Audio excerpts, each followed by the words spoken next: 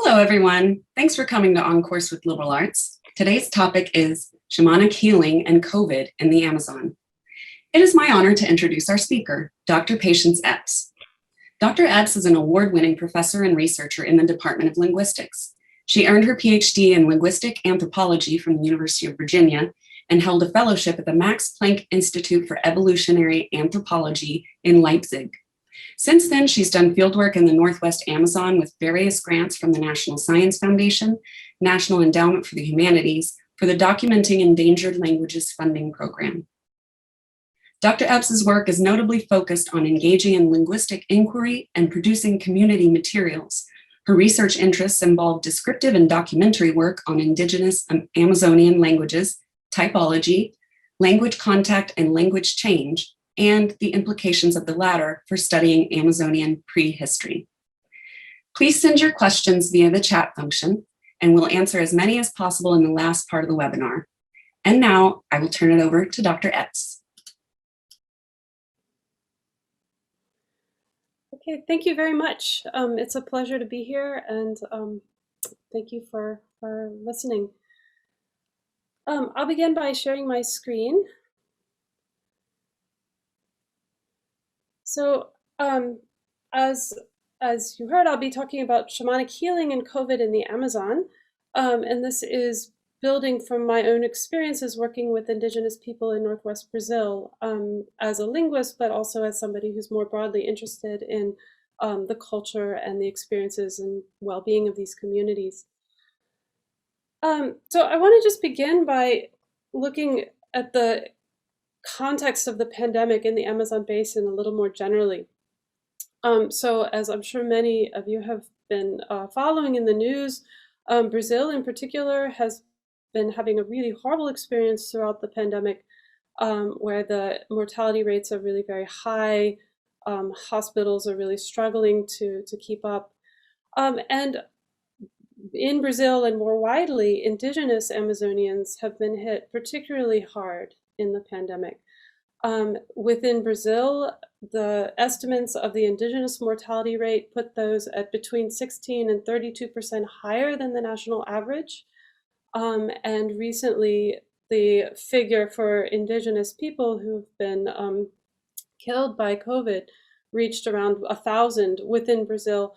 And this is just for indigenous people living on indigenous lands that are officially recognized. So urban indigenous people and others in the country are additional figures, additional mortality. So a little bit before we go on and discuss more about the pandemic and indigenous responses to the pandemic, I want to just give a little bit of background on Amazonian indigenous peoples. There are probably a few million indigenous people within the Amazon basin. In Brazil itself, it's about 900,000, although figures are somewhat variable. But out of that number, there's some 400 different ethnic groups, 350 different languages, and of those, something like 50 different language families. So there's really enormous cultural and linguistic diversity throughout the Amazon basin.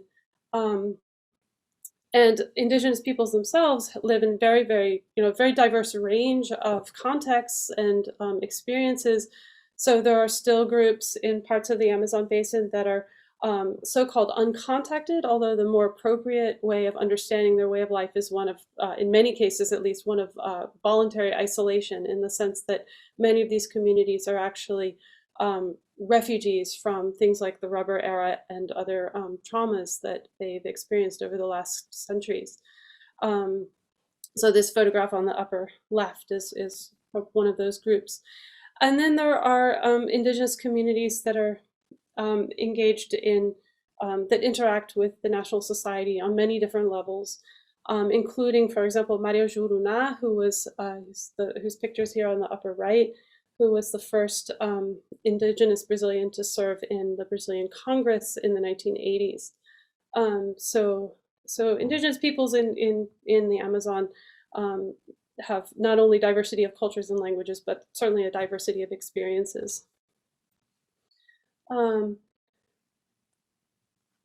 They also have a long history of engaging with or suffering from epidemic disease. So in fact, the coronavirus pandemic that we're experiencing right now is just one of many iterations of epidemic disease that indigenous Amazonians have experienced.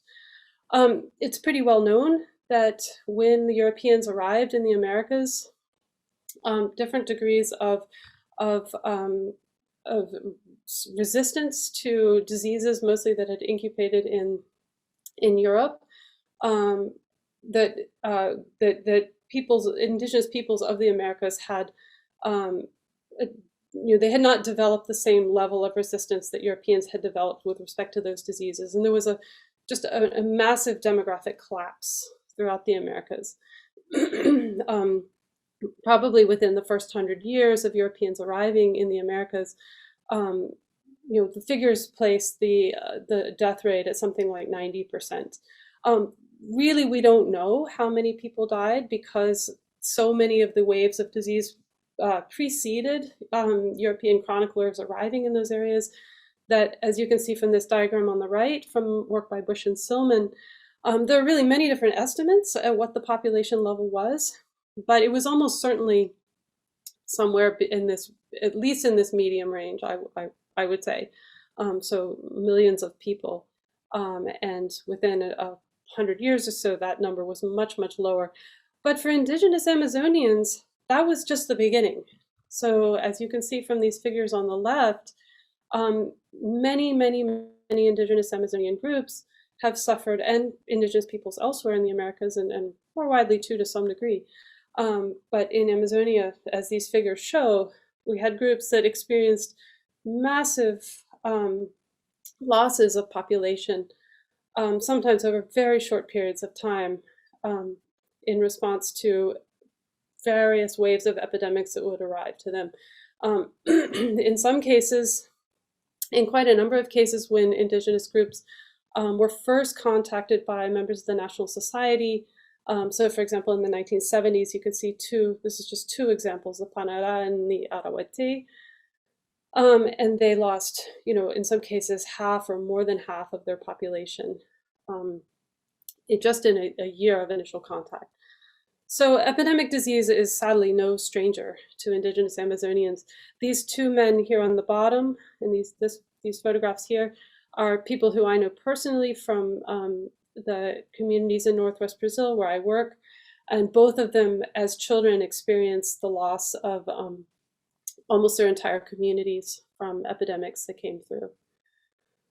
So this current pandemic is not anything, unfortunately, nothing completely out of the ordinary for many indigenous Amazonian communities. So for indigenous Amazonians, epidemic disease, this history of epidemic disease and the loss of their lands and their ways of life have gone hand in hand for centuries.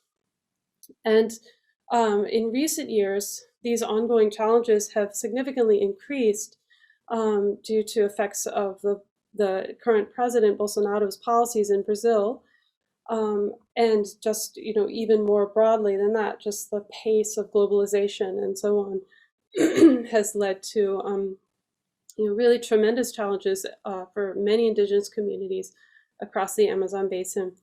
So I'm sure that many people here have seen in the news discussions about the fires in the Amazon, many of which are intentionally set by people who are intending to burn the rainforest so that they can use it for farming and ranching.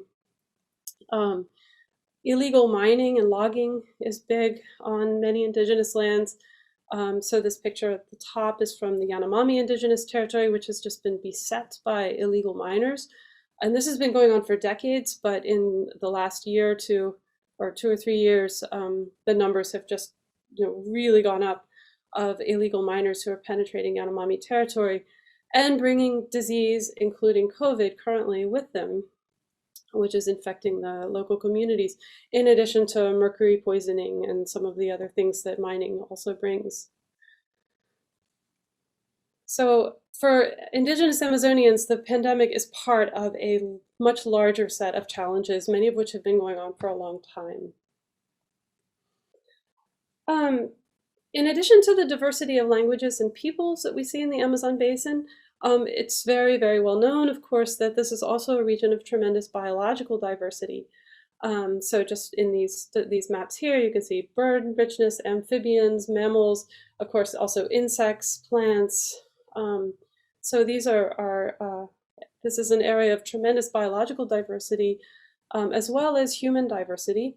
And for indigenous Amazonians, these things go hand in hand. So traditional indigenous Amazonian knowledge, or the knowledge that many indigenous Amazonian communities hold, tends to include a deep understanding of the local environment and the flora and fauna that grow in their, that are present in their areas. In the indigenous lands, traditional practices relating to subsistence, so hunting, fishing, and small-scale agriculture, are relatively sustainable practices compared to what much of the Amazon basin is experiencing outside of indigenous lands. And this work from a couple of years ago really reflects that. So I'll play this little time-lapse video. This goes through a period of 12 years in the early 2000s. And you can see the red that fills in is the deforestation that's taking place in this area of Western Brazil during this period of time. And the gray blocks, which are largely resisting the deforestation, are indigenous, legally demarcated indigenous lands. So they do suffer as well from illegal logging and sometimes deals that are being made under the table, but in general, they are clearly representing these sort of reservoirs of biological diversity. So this knowledge that indigenous communities hold is endangered, just as the environment itself is endangered in that area. The centuries of disease and cultural change that we've already discussed have led to a lot of loss of knowledge in throughout the indigenous world in the Amazon. In many cases, the languages that the communities speak, transmission has been broken, and those languages are not being passed on to young people. In many cases, whole communities have effectively disappeared. So one community that I work with in the 80s was reduced to 60 people, and now they've rebounded to about 130. And they still speak their language, but many communities get to that point and the language disappears. And certainly a great deal of cultural knowledge has been lost along the way. But currently, and over time, the elders in these communities tend to be the people who are really the libraries of cultural knowledge. And in many cases, as for example in the case of the Yuwalapiti, who are pictured here, the elders are the only remaining speakers of the languages, and all of the traditional and ecological knowledge that those languages encode are maintained by the elders.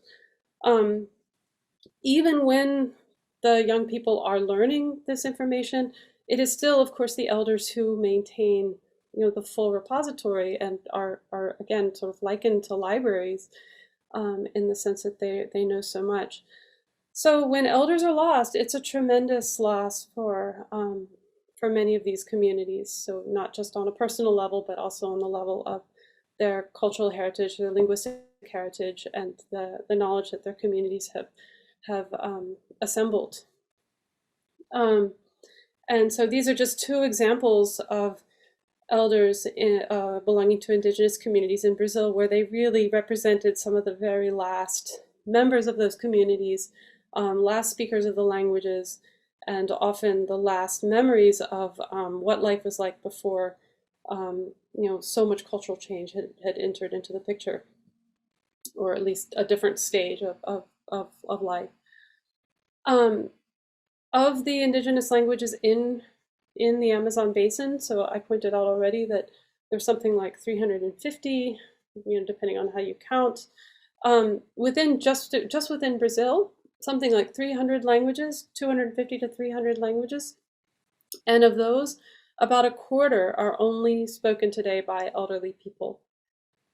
So these elders really represent a huge amount of knowledge. And so again, it's as COVID comes in and takes out elderly people, there's a tremendous loss on many different levels that is experienced. So I want to mention why I am involved in this topic and how my research relates to what we're discussing. So one of my main research foci is relating to documenting language and culture, and particularly focusing on languages that can be said to be endangered, where there's some urgency in their documentation and their preservation for the future. I've worked for over the last 15 years or so with different communities belonging to the Nadalub language family, which on this map is represented in green. And I've worked with Hubdo and the Dub communities from that region. And so as a documentary linguist, my work is focused in particular on language, but it involves creating a long-standing record of linguistic and cultural knowledge. So like many other documentary linguists, I see language as much more than just grammar and vocabulary, but part of a much larger system of cultural knowledge that includes verbal art, it includes encoding of knowledge of the natural world, it includes what people are doing in their day-to-day lives, it includes people's knowledge and stories about their history. And our work also includes working collaboratively with communities and working to help them take steps as they choose to maintain their language and cultural traditions as well, maintain and preserve for the future. So some of our work involves creating dictionaries, writing grammars of the languages like you see here, training speakers in community workshops like this picture on the upper right. And so that they can be part of the documentation process and really be invested participants. We support communities in their efforts to establish local schools where children can learn within the framework of their own culture and language, as well as gaining tools to interact on a wider stage. And so things like this storybook on the bottom left corner are examples of that kind of work. And then finally, the documentary materials that we produce are made available to communities and other parties and preserved for the future in archives, such as the Archive of Indigenous Languages of Latin America, which is housed here at UT through the Lelis Benson. It's part of the Benson Library. So I want to turn now to Indigenous experiences with the COVID pandemic and Indigenous strategies for dealing with the pandemic. In Indigenous communities in the Amazon basin, there are a number of vectors of infection that can arrive to them. So in spite of efforts on the part of many communities to really barricade their communities and keep people from traveling and coming to the communities, in many cases, they've nonetheless become infected, often by health agents who enter communities to bring medical aid, but are themselves contaminated. Often, as we saw, for example, in the Yanomami case, by illegal miners and lawyers who are invading their lands, and also sometimes by community members who travel to the city in search of emergency aid. In many of these communities are really remote. So in the region where I work, there are essentially no roads, travels all by river, and it can take days or even weeks, depending on the distance and the kind of boat you have to reach a hospital. Once you get there, whether or not you're going to have oxygen or beds is unclear. And for many Indigenous people, transportation to the city and back from it, subsistence in the city and medical care can be really precarious or expensive. In addition to the fact that often there are significant cultural and language barriers. Indigenous people who arrive in the city. So seeking medical care at a hospital or something like that is not necessarily a trivial enterprise at all. Even urban indigenous communities within cities in Brazil and elsewhere have also been hit hard by the pandemic. So despite the fact that they're living in a more urban environment, often they're very impoverished communities, and often they're not even eligible for some of the aid programs that have been made available to people living in official indigenous lands. So communities have been really resilient and have come up with a whole range of strategies for mitigating the effects of the pandemic as best they can. So some of those strategies include distributing culturally and linguistically accessible information, like these posters and leaflets that, as you can see, are partly in Portuguese, partly in the languages of the communities. There have been some pretty significant Indigenous-led political campaigns and fundraising campaigns that are often disseminated by the internet on an international scale.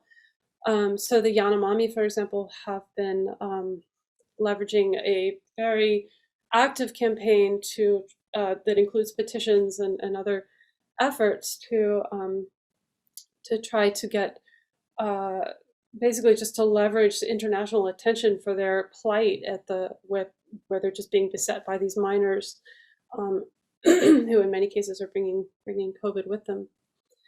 And there are other campaigns that are soliciting donations in order to buy emergency supplies and so on. And this picture on the right is the indigenous community in Manaus. So there's a particular neighborhood where there's more than 700 families, of which about 80% are indigenous, and they've been working on their own to come up with a more better medical attention and even a hospital of their own, because the other things that are available are not adequate. But what I really want to focus on in this talk relates to the way that the pandemic has, on one hand, been totally devastating, but on the other hand, has offered some new approaches for asserting and valorizing traditional models of healing and ways of life.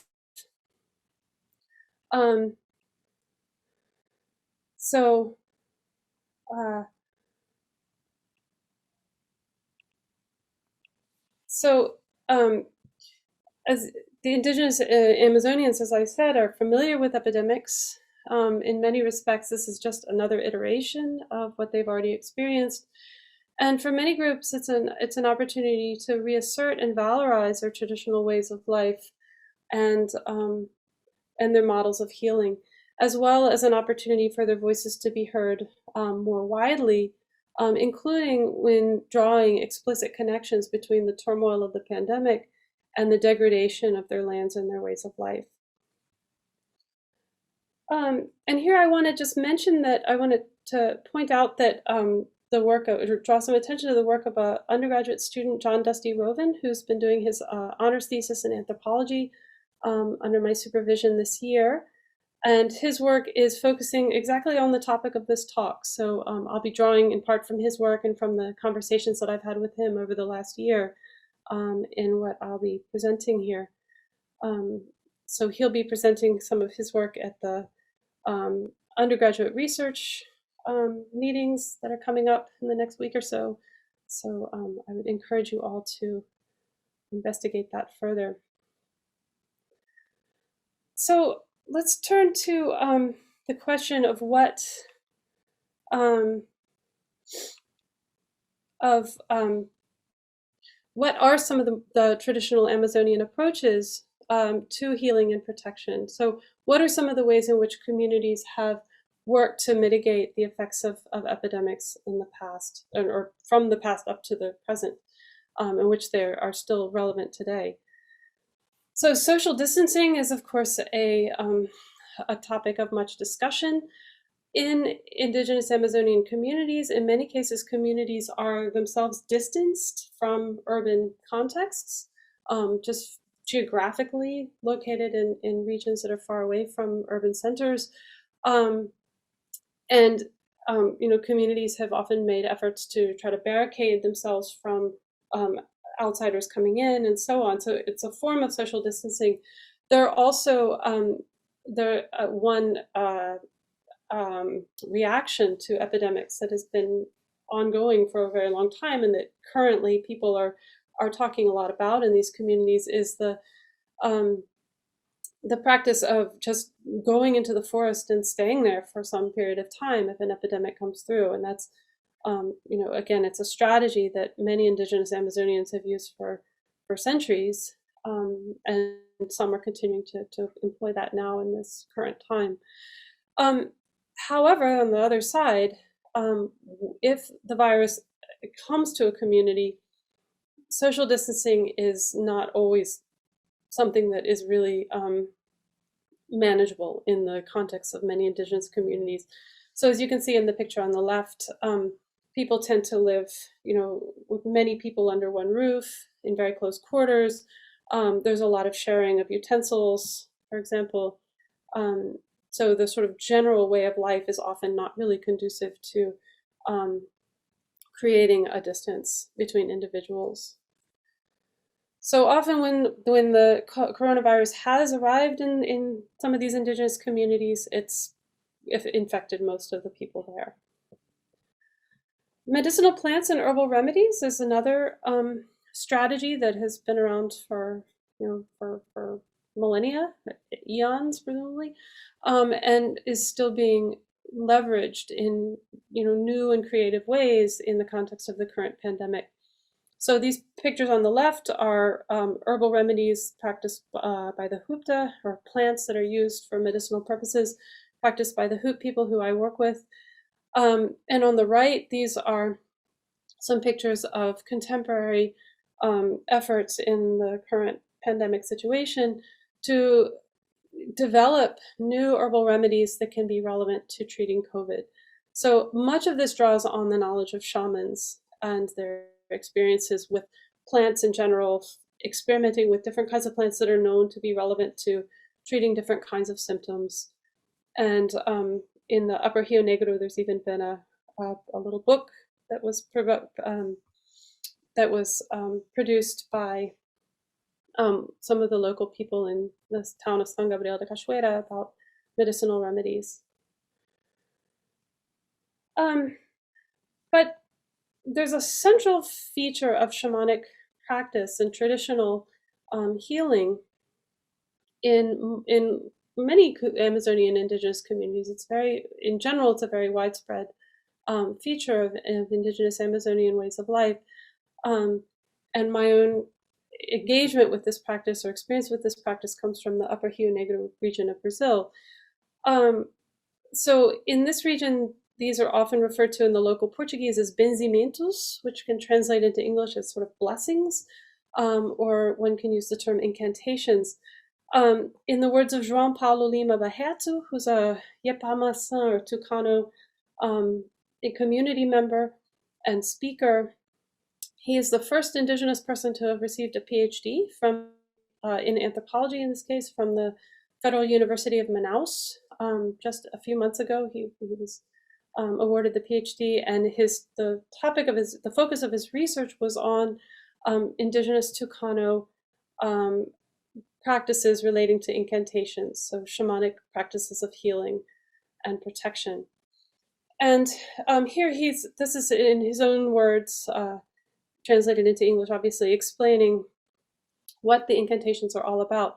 So as he says, a vast repertoire of formulas, words, and special expressions taken from mythic narratives and ritually proffered by the ritual specialists, and that they make possible communication and interaction between humans and the spirit world, and a therapeutic practice of prevention, protection, and curing of disease stemming from the ability to verbally activate curative elements and principles, and so forth.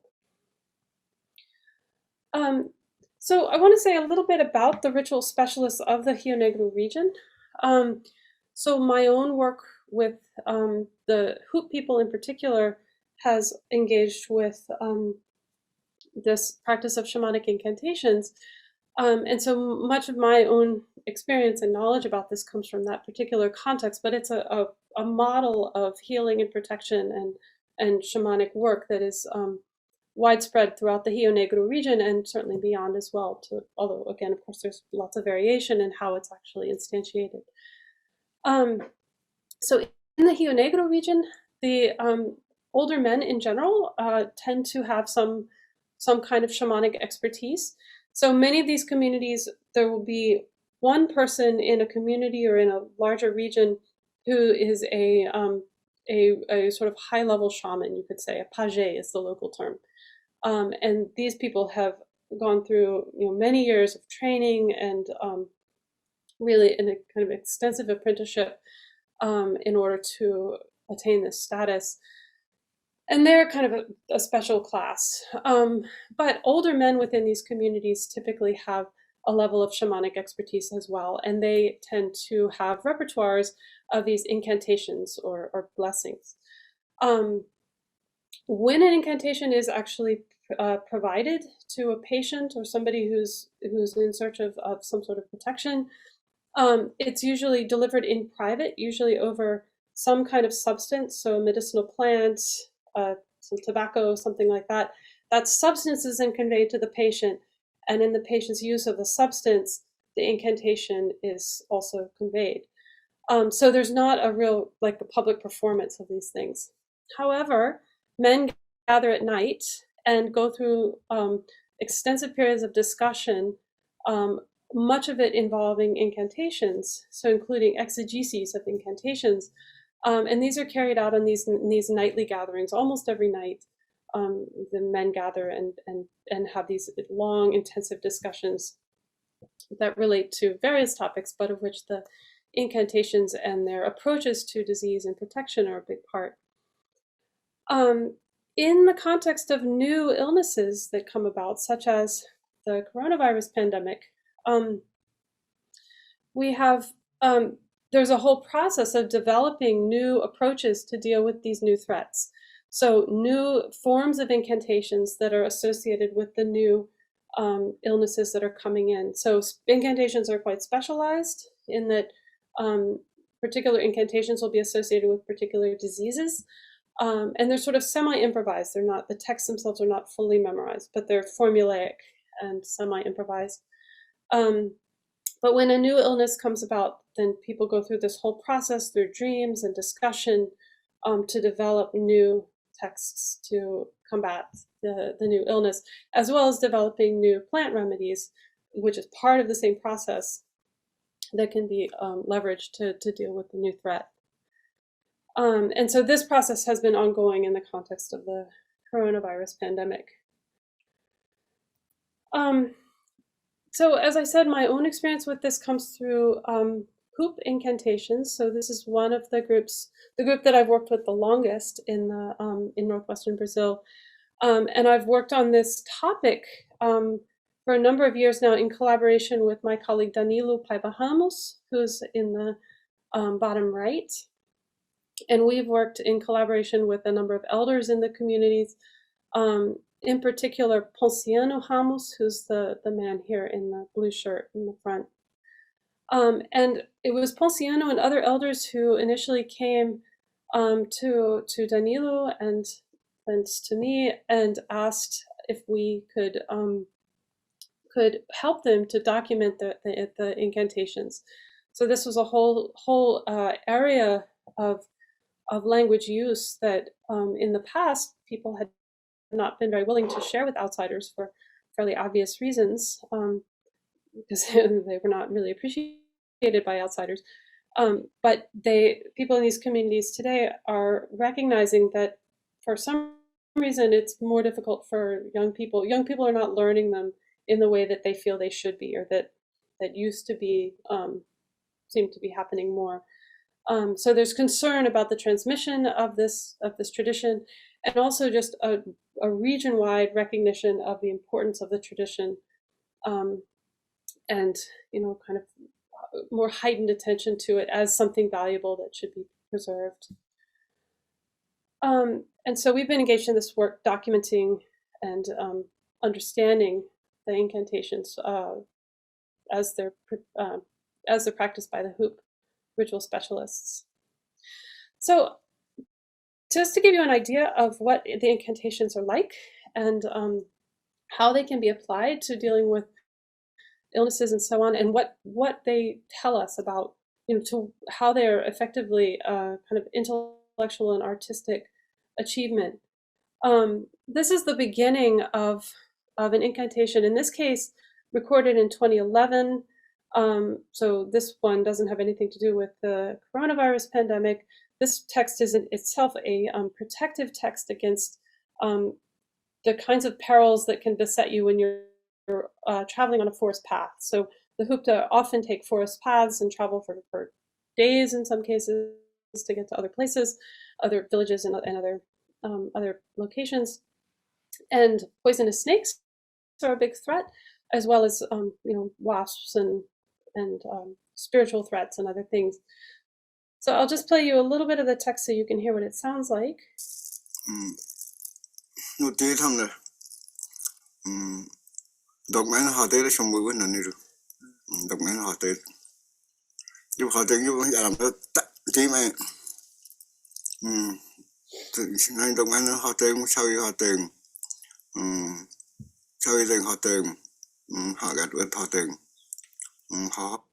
Okay, so just to give you an idea, so he's speaking in Hoop. The Hoop text is here on the left, the English translation on the right, and this is just the very beginning of a much longer text. And this text, again, is presented in its exegetic form, which is the way texts are publicly presented, as opposed to the actual moment of transmission to a patient. So what do shamans do? So this Hoop text is a really good illustration of the kinds of principal duties and roles of ritual specialists in communities like that of the Hupta. So shamans are effectively communicators and travelers. So they, in the context of the incantation itself is like a kind of verbal map or activation of the shaman's metaphysical movements and actions in carrying out the healing and protection process. So they're traveling among these kinds of metaphysical as well as potentially physical worlds to interact with their denizens. And they're engaging with dangerous entities to subdue the threats that they might present. In this case, for example, the poisonous snakes. And you can see this reflected in the text. So he's offering them things that are going to make their jaws get stuck and they'll be unable to bite, and speaking to them. So shamans are communicators. The other thing that shamans do is they travel among these worlds to, in addition to subduing threats, they're also engaging with non-threatening entities to borrow or appropriate their useful attributes. So effectively, shamans are these liminal agents that are visiting these other kinds of entities, these other social spheres, communicating with them and either subduing or adopting things that they find useful. This text has a number of really nice examples of both of these actions. And with respect to engaging with potentially helpful entities, there are two nice examples here that I've just put on this slide. So in the beginning of the text, he opens the text by talking about laying down a kind of canoe formed by the body of a musarana snake. So this is, again, a sort of metaphysical idea of a canoe that's laid down along the path for people to go inside as they're traveling along the path. The canoe itself is conceived of being composed of the body of this snake. So why this snake? Well, the musarana snake is a very unusual snake in that it preys on venomous snakes and is immune to their venom. So it offers the perfect sort of shield for travelers in that it's immune to the venom of snakes. At another point in the text, the shaman engages with these marbled swamp eels. So again, this is a really interesting example of the kind of liminal, the sort of importance of these liminal or sort of transitional entities that are in some way between worlds. So for the shaman to move between these social spheres and engage with them appropriately, he's going to take on the attributes of creatures that are themselves liminal. And the marbled swamp eel is an amazing example of a liminal creature. So it lives part of its time in the water, part of its time on land. For part of its life, it's male, and for part of its life, it's female. So in harnessing the attributes of the flora and fauna in the natural world in these texts of these incantations, it's also a tremendous illustration of the depth of knowledge that people in these communities have with respect to the flora and fauna around them. And so incantations in this part of the Amazon basin are structured in this way. They're subduing and appropriating, but in all cases, the shaman is traveling among social spheres and communicating and engaging. So what the incantations themselves provide, in addition to their obvious applications for protection and healing, is a kind of intricate and encyclopedic mapping of the connections that exist among peoples, animals, plants, and the spiritual realm. And they're a means of learning, remembering, and teaching cultural and ecological knowledge. And finally, as I hope you sort of got a taste of in that little bit of text, they're really a sophisticated form of artistic and intellectual expression. And this little piece of text here is just another illustration. So this is actually from a different text. But what the shaman is doing here is he's invoking types of trees that have splinters and very hard wood that are relevant to the topic of this incantation. And he starts in the lower part of the river. He moves, in his metaphysical journey up the river, listing all of these kinds of trees that have these spines. Then he moves into up from the headwaters into the forest, away from the river, and goes through there listing all of these trees that have very hard wood. So again, it's kind of a taxonomic and encyclopedic understanding of these trees that grow in these different regions. So with respect to COVID-19 and ritual specialists, clearly the pandemic is having a terrible consequences of wiping out some of these knowledgeable elders, many of whom are in fact among the last people to really have either the last people or just the ones with the most full-fledged knowledge of this whole incantation tradition and shamanic healing tradition. But at the same time, the pandemic is offering some interesting new ways in which Indigenous people in this region can valorize and invigorate their traditional knowledge. And this follows on a couple of developments that have been significant. For example, in 2017, there was a federal decree in Brazil that allowed and facilitated the involvement of Indigenous healers within the public health system. So for example, in Manaus now, an Indigenous person in the hospital can also have an Indigenous healer assist in the healing process in a way that's sort of legally supported, that didn't used to be the case. The same person I mentioned before, João Paulo Lima Beheto, has also founded a Center of Indigenous Medicine in Manaus that's like a kind of seat for people, especially in the urban context, to learn more about Indigenous traditional forms of healing. So these are really significant developments. And in the context of the COVID-19 pandemic, because this is such a topic of international attention, it's also channeled some attention on the efforts of traditional healers in this region and beyond in the Amazon. So there have been some workshops focused on traditional healing in the upper Rio Negro. And as Marivelton Barroso Baré puts it, these workshops came about through this desire to valorize the traditional medicine and leverage it in the context of the pandemic. And as he points out, he says, we're not against Western medicine, but traditional medicine is also worthwhile. So there's this really kind of strong initiative to bring traditional medicine and Western medicine together, and for Indigenous people to be able to draw on both. Other voices have been raised in the context of this Pandemics in Amazonia project.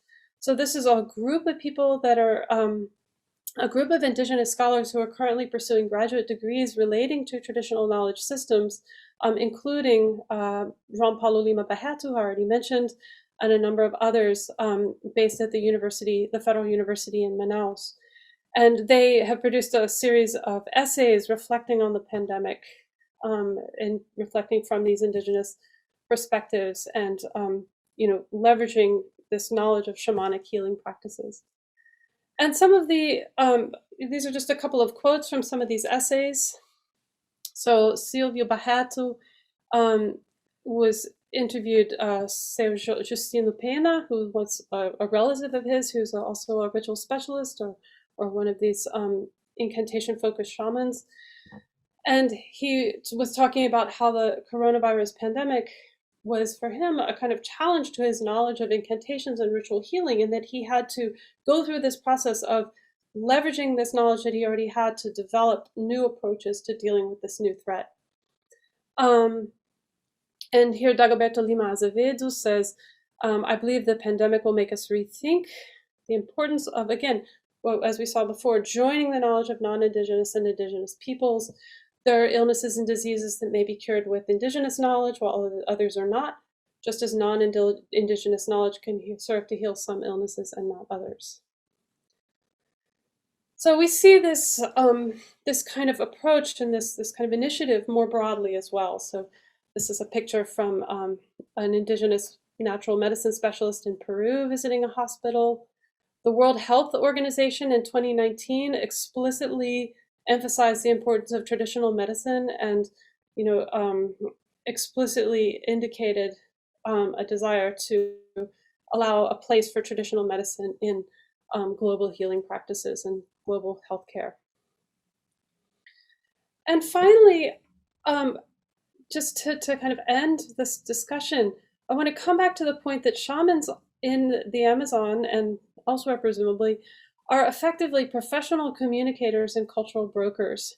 So there's this very evocative video that's currently that's been presented by the Yanomami Indigenous Association as part of this initiative, this international campaign to generate attention for their plight with respect to these illegal miners bringing COVID into their communities.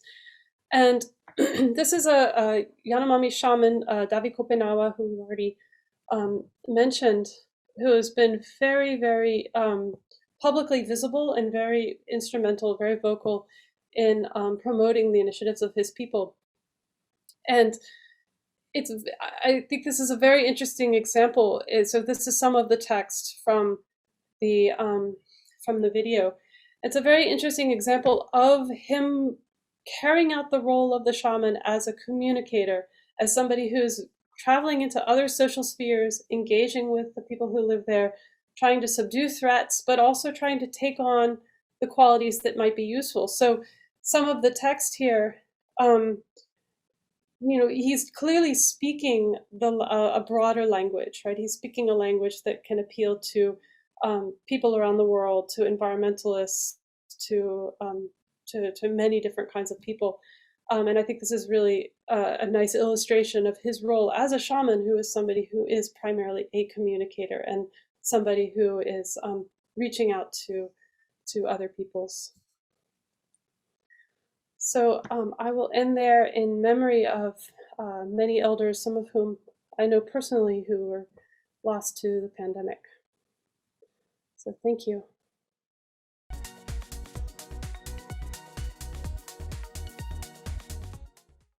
And the first is, can you tell us more about the importance and impact of students on your research, both graduate and undergraduate?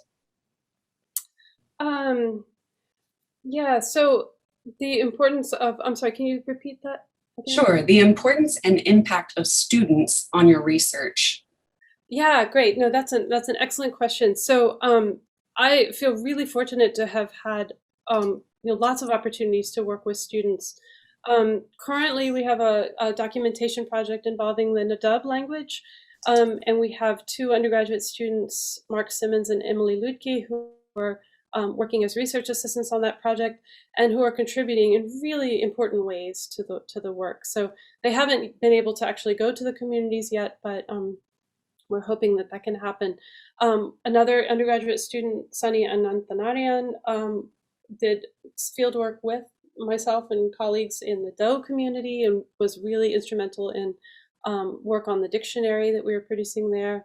And then I've had many other students involved in other kinds of projects, like trying to adapt my grammar of hoop to be to create pedagogical materials, among other things. So, and then of course graduate students who most of them have their own projects, but they're also involving documentation and documenting language and culture, and postdocs. So yeah, it's been a wonderful, UT has been has provided a lot of wonderful opportunities for undergraduates and graduate students to be involved in research and to really contribute. Thank you. Do shamans tend to serve multiple communities, traveling between them, or does each community have its own shaman, or does it just depend on the region? Yeah, that's another interesting question. So in my experience in the Upper Rio Negro, shamans and other ritual specialists tend to be mostly localized within their communities, but they, so particularly these kind of higher level shamans often do travel and visit other communities, and they are generally highly respected. So people from other communities will often seek them out and request their services. In some of the urban indigenous contexts, like in the cities of São Gabriel da Cachoeira and Manaus in Brazil, any local ritual specialist or person with shamanic knowledge and expertise living there is often approached by many different people who will seek their help and seek their expertise. So yeah, they're generally highly respected. That's great, thank you. I don't know if you noticed, but one of your graduate students, it looks like, posed a question in the chat there, and just want to make sure I don't butcher any pronunciations. Okay, so the question is, so this is from Sunny Ananthanarian, who is actually an undergraduate student who has been involved in some of the research that we've done. So he says, are peoples of the Valpes at all skeptical about the novel rituals? I'm curious about the groups more connected to the bigger cities and communities, potentially those affected by missionaries. Do you know anything about other parts of the Amazon besides the Valpes and how it varies? Yeah, these are good questions. So missionaries have certainly had a pretty major role in kind of eliminating incantation practice from many of these communities. One of the quotes in one of the slides kind of addressed this, that one of the reasons why, this is again one of the things that makes elders such important repositories of information, is that often you have cultural change such that the knowledge and expertise isn't really being passed on very actively. And a lot of that has had to do with the activities of missionaries in this part of the world. So I think in some communities that have had a really strong evangelical presence, there's certainly mistrust of some of these traditional practices. But at the same time, you see this really interesting interplay where on one hand, there might be mistrust of some aspects of the practices, but on the other hand, kind of wholehearted embracing of other aspects. And especially in a context like the pandemic where, nobody has a great solution, right? I mean, we're moving into a point where now people are getting vaccinated, but people have been struggling with this all over the world. So I think there's a lot of opportunity for traditional medicine to sort of regain its foothold, in the sense that so-called Western medicine isn't solving all the problems. And I think people in these communities, even where there's been a heavy evangelical presence, definitely recognize that. And in the cities as well, I think especially Indigenous people, but there's a lot of interest from non-Indigenous people as well into some of these alternative ways of healing. And one aspect of the shamanic approaches to healing is that they're very holistic. And holistic health is something that Western medical practice, I think, is engaging more and more with. So I do see opportunities for these approaches to kind of come together and for us to really be able to learn from each other as we move forward. And we've got one last question. Has your research allowed for collaboration across campus? For example, Native American and Indigenous Studies, Lilas Benson, Dell Medical, others? That's a great question. Yes, I think there's always more opportunity, which I would love to explore further. With respect to Leela Benson, we have a very, very key collaboration with them in the context of the Archive for Indigenous Languages of Latin America. So that's being managed by Susan Kung, who's doing a phenomenal job.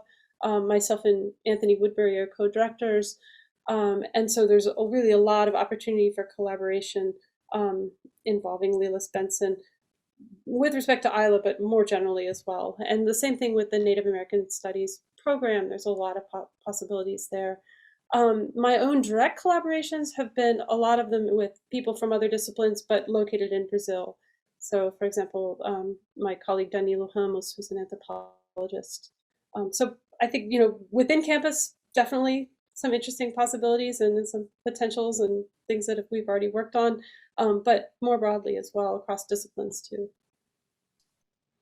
Wonderful. Always great to see collaboration and interdisciplinary work.